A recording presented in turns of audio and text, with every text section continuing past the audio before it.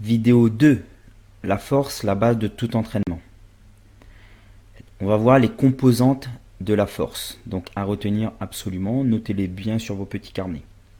J'ai mis des années à comprendre la différence ou le lien entre la force, la masse, le volume, l'explosivité, etc.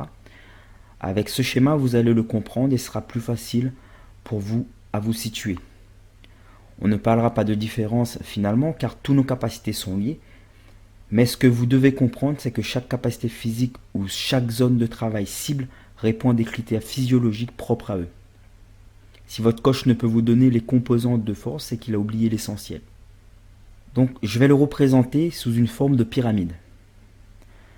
Donc, sur cette pyramide, en haut, vous avez la force endurance.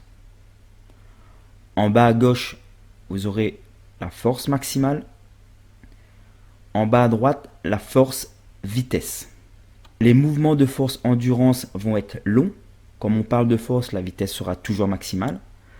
Et ce sera une charge comprise en 30 et 50% de votre 1RM. Généralement, on exécute à peu près 15 à 20 répétitions. Donc à gauche, le mouvement de force maximale, lourd et à vitesse maximale. On a vu un exemple précédemment dans la vidéo 1. C'est une charge comprise entre 100% et 90% de votre 1RM.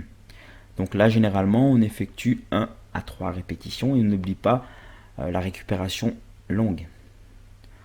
Ensuite, à droite, donc la force vitesse. On a également vu un exemple précédemment dans la vidéo 1. Donc là, on est sur 50 et jusqu'à 70% de votre 1RM. On peut effectuer 1 à 3 reps en supramaximal. Donc là, vous allez être plus auprès des 60%, 70%. Et vous allez effectuer 3 répétitions avec une récupération longue. Donc toujours à vitesse maximale. Sur un temps compris entre 0 et 7 secondes ou un temps inférieur à 15 secondes. La charge sera moindre entre 30% et 50% de votre 1RM. Bien évidemment, comprenez ici si vous êtes débutant, et d'ailleurs je vais vous poser la question, où vous positionnez-vous si vous êtes débutant? Sur la pyramide bien sûr. Répondez, essayez de répondre à la question. Évidemment, vous allez vous positionner sur la force endurance. Ce sera le temps pour vous de faire vos fondations, de recruter les fibres musculaires. Donc le mot recruter, notez-le sur votre petit carnet parce qu'on le verra plus loin. C'est un terme très important à comprendre.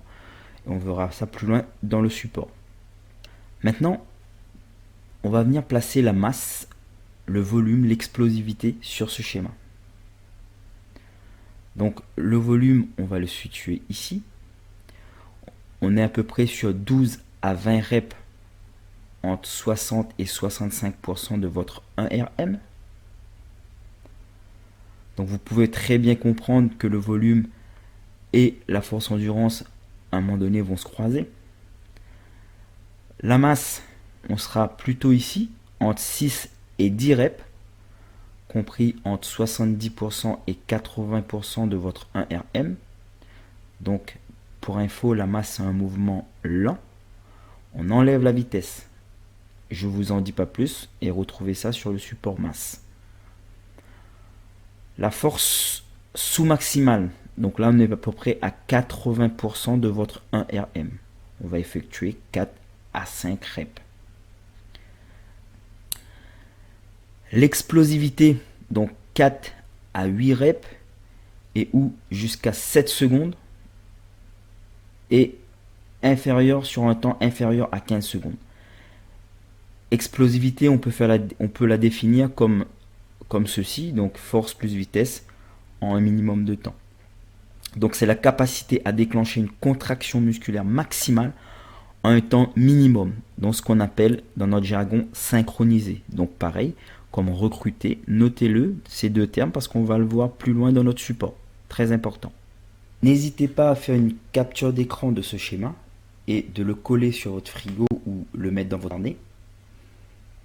Je pense que vous venez de répondre à beaucoup de questions, mais comme vous êtes avide d'apprendre, d'autres questions vont apparaître. Par exemple, vous pouvez très bien voir que la masse et les méthodes de force se croisent. Ce qui va différencier en fait sera la vitesse pour la force, les temps sous tension pour la masse et l'intensité de votre travail.